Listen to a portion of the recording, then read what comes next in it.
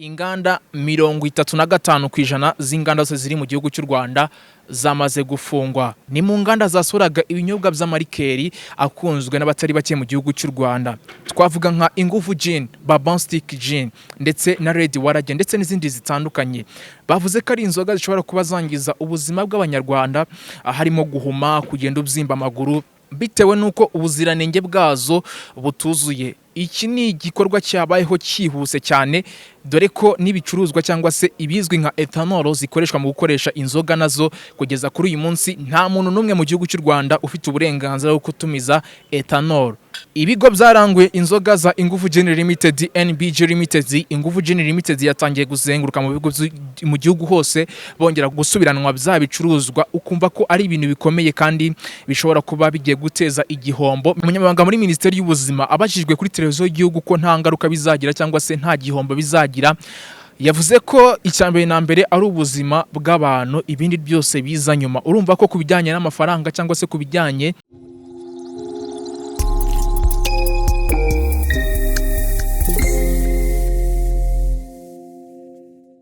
reka nongere mwifurize ibihe byiza ukomeje gutega amatwi gahunda z'umushinga TV. Iyi ni gahunda y'amakuru abagiye agezwa mu bitangazamakuru bitandukanye hirya no hino mu Rwanda, hanze y'u Rwanda ndetse n'ahandi hagiye hatandukanye. Ni byinshi biba bikongera bivugwa, ni byinshi biba byashishikanye hirya no hino, ariko kugeza kuri uyu munsi nkuzaniye amakuru agiye atandukanye. Wowe icyo usabwa ni ukubanza ukanda subscribe kuri umushinga TV, ubundi ukabasha gukurikirana ibiganiro byacu bigiye gutandukanye, wanadukurikira mu nkoranyambaga zigiye zitandukanye hirya no hino, ubundi ukabasha gukurikirana amakuru yacu. Ingingo z'ingenzi zigiye kuranga ibizo tugiye kuganira kuri Minisiteri y'Uburezi yakoze impinduka nyinshi zigiye zitandukanye mu burezi. Turaza kurebera hamwe icyo Minisiteri y'Ubutegetsi bw'igihugu yavuze ku nganda zimwe na zimwe zagiye zifungwa. Birashoboka ko inzoga kugeza kuri uyu munsi zamaze kugenda zicibwa gake gake. Turaza no kunyarukira kandi no muri biri kuvugwa hirya no hino mu baturage. Ese abaturage barayivuga iki? Ingingo ebyiri tugiye kuganiraho ni izo ngizo mu burezi ndetse n'ibijyanye n'inganda zagiye zifungwa. Reka duhere ku ngingo y'uburezi. Minisiteri y'Uburezi ibinyujije mu kigo cyayo gishinzwe uburezi n'ubugenzuzi bw'amashuri NESA cyamaze gutangaza ko impinduka zikubiye muri ibi biganiro ni impinduka enye, ni impinduka zigiye zitandukanye. Ingingo ya mbere, Minisiteri y'Uburezi yatangaje ko abanyeshuri bazajya biga kuva mu gitondo kugeza ku isaha y'isa 9:30, ubundi bakahita bajya mu rugo. Ibyagarutsweho n'abantu benshi. Indi ngingo ya kabiri ni iyongezwa ry'amafaranga y'ishuri ku banyeshuri ba leta cyangwa se boherejwe na leta mu bigo by'amashuri cyangwa se abiga mu bigo bya leta by'amashuri. Indi ngingo ya gatatu ni abanyeshuri bagiye kujya biga imyaka 8 kuva mu mwaka wa mbere senior 1 kugeza mu mwaka wa 8 cyangwa se mu mwaka wa senior 8 au kuba senior 6. Izi nizo ngingo tugiye kuganiraho mu kanya gatoya.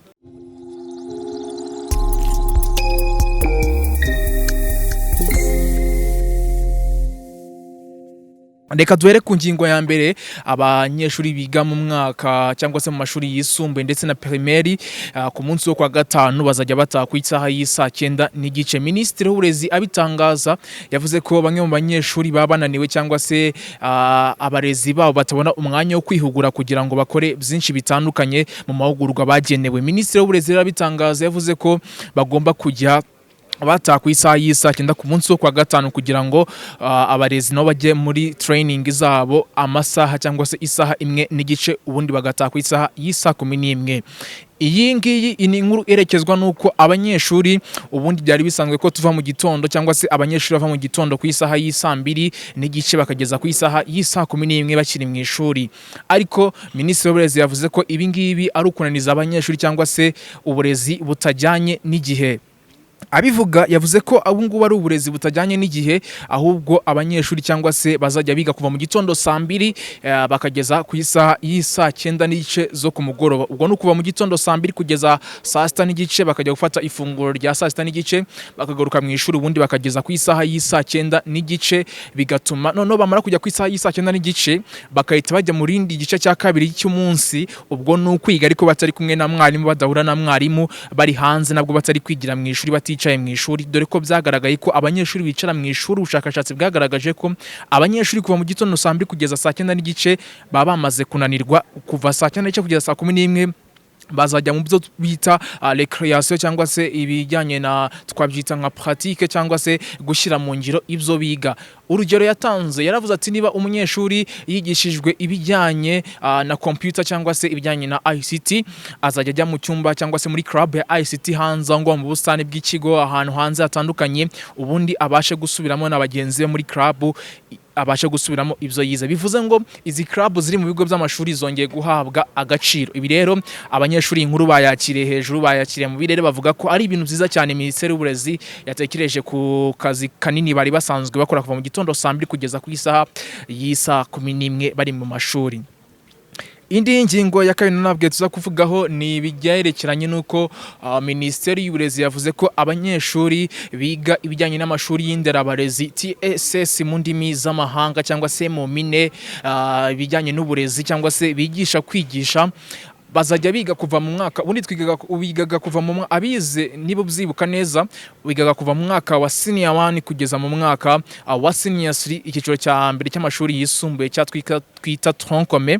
None ukahita ujya mu cyiciro cya kabiri cy'amashuri yisumbuye ukava senior 4 ukageza senior 6 kuyiga TVET, akava muri uwiga muri TVET akava mu ishuri rya senior 4 akageza mu nawe mu ishuri rya senior 6. Ariko ntago ariko bimeze kugeza kuri uyu munsi, ahubwo umunyeshuri wiga TSS azajya yiga kuva mu mwaka wa 4 ageze mu mwaka wa 6 yongereho andi mashuri 2, ubwo bivuze ngo nukugeza mu mwaka wa 8. Namara kugeza mu mwaka wa 8 noneho ikirahita gikorwa, araba afite icyemezo cya kaminuza cyangwa se araba afite icyo twakwita degree ya afite arimwe cyangwa se araba ameze nk'umuntu wize kaminuza, arangije amashuri ye 8 yuzuye. Nuva mu mwaka wa 4 kugeza mu mwaka wa 8 akaba ameze nk'umuntu wize kaminuza, kugira ngo iyi Minisiteri y'Uburezi yabitangaje ivuga ko abanyeshuri bose cyangwa se bize TSS kugira ngo ajye kwisha mu kigo cy'amashuri abanza agomba kuba afite byibuza kaminuza y'icyiciro cya mbere muri ibi byo kwigisha, ubundi akabona kujya kwigisha mu mashuri abanza. Minisitiri w'Uburezi abajijwe niba abarezi bigisha mu mashuri abanza badafite iyo kategori cyangwa se batazagera muri ibyo ngibyo basoje kwiga, Minisitiri yavuze ko nta mwarimu uzongera kwigisha atarafite kaminuza cyangwa se nta munyeshuri uzongera kurangiza TSS muri segonderi yize imyaka 6 ngo nahise itajya kwigisha muri segonderi ko zavuyeho, bigashyira igitutu ku barezi bari gukora training center, bakavuga ko abarezi bari ku gitutu cyo kubura akazi. Ariko Minisitiri w'Uburezi yavuze ko nta gitutu, ahubwo ukwiga bimeze neza. Mwibutsa ko uyu nguyu ni Umushinga TV ukomeje gukurikirana.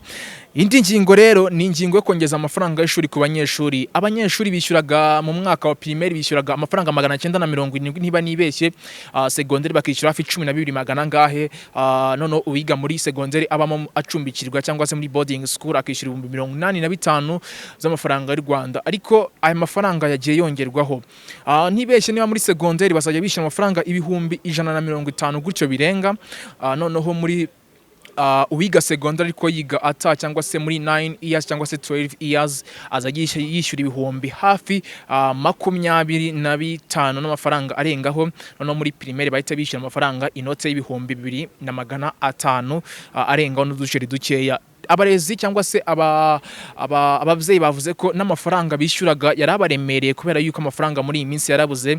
Ariko Minisitiri w'Uburezi yavuze ko nta kundi bigendanye n'uko amafaranga cyangwa se ubuzima buhagaze kuri uyu munsi cyangwa se ibiri guterwa n'ubuzima buriho kugeza kuri uyu munsi. Minisitiri w'Uburezi yavuze ko nta kundi amafaranga agomba gushakwa kugira ngo abana bajye ku ishuri ndetse n'ibikoresho bakabishakira ku gihe. Ariko ababyeyi bo ntago babyakiriye neza, bavuze ko ari amafaranga menshi rero bari basabwe kujya bishyura. Ariko Minisitiri w'Uburezi yatangaje ko bazagenda bakora ubukangurambaga cyane kugira ngo abaturage bakomeze babyumve neza. Ndagaruka mu kanya twerekeza no mu bice tukindi twahariye ubu cyangwa se business cyangwa twahariye ubukungu, ni mu kanya gato.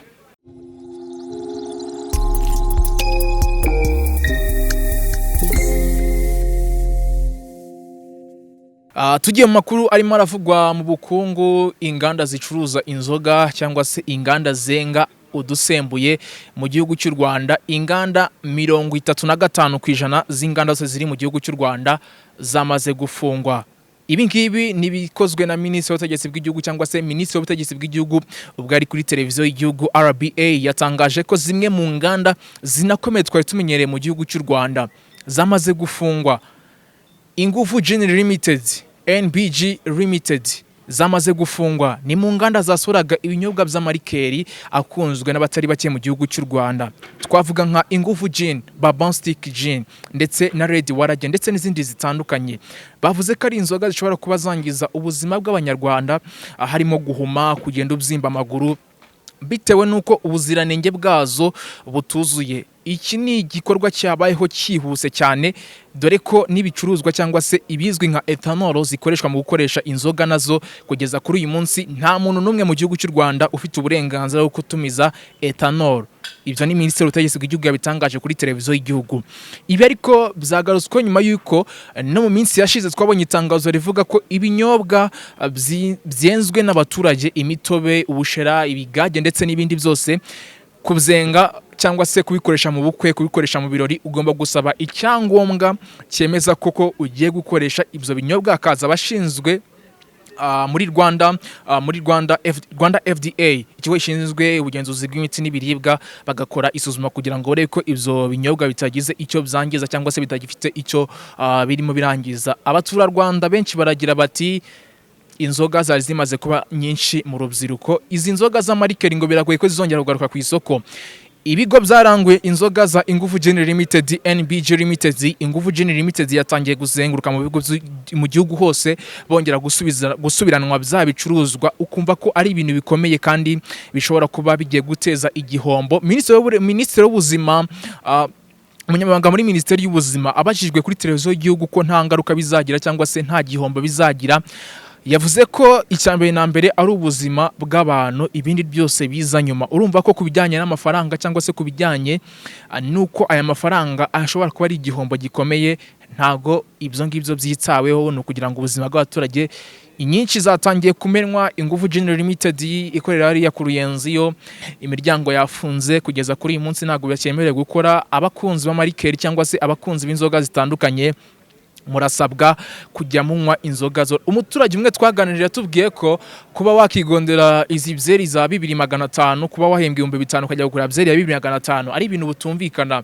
Ariko ko wakoreye 5000 ukagenda ukagura rikeri izino nzoga z'ibyuma icyatanu 2 ko byabaga ari ibintu byoroshye, bigatuma n'ababinyweye batakaza cyangwa se ubwonko bwabo butajya ku murongo cyangwa se bagahuma n'ibindi bitandukanye. Aya ngaya n'amakuru ari kujya nshikana mu bitangazamakuru bitandukanye. Ese we wumvishe ino nkuru, wowe duhe igitekerezo cyawe muri comment, kirakenewe. Utubwire ese byari bikwiye ko inzoga zishyirwa kuri uru rwego? Ese wabonaga inzoga zikomeje gukabya ibintu muri sosiyete nyarwanda? Wowe wabibonaga gute? Ese urabona byari bikeneye kugira ngo inzoga zihagarikwe mu rubyiruko ndetse n'abandi bazikoreshaga mu buryo burengereye cyane? Yari isoko y'amakimbirane mu miryango, niko benshi bagiye bitangaza, ni comments nyinshi zagiye zitangwa. Ibyo byose rero niyo mpamvu nanjye nkuzanira amakuru 5 kuri 5 kugira ngo nawe utange igitekerezo cyawe. Nagwejwe gutanga igitekerezo cyawe muri comment. Nkibutsa ko amakuru, ibiganiro, ivyegeranyo bitandukanye bigezweho mu myidagaduro, muri showbiz, mu buzima, mu bukungu n'ahandi wabisanga usibye ku Mushinga TV. Naho nje mvaga kuri mikro z'Umushinga TV. My name is Morode, loud and clear. Mugire ibihe byiza.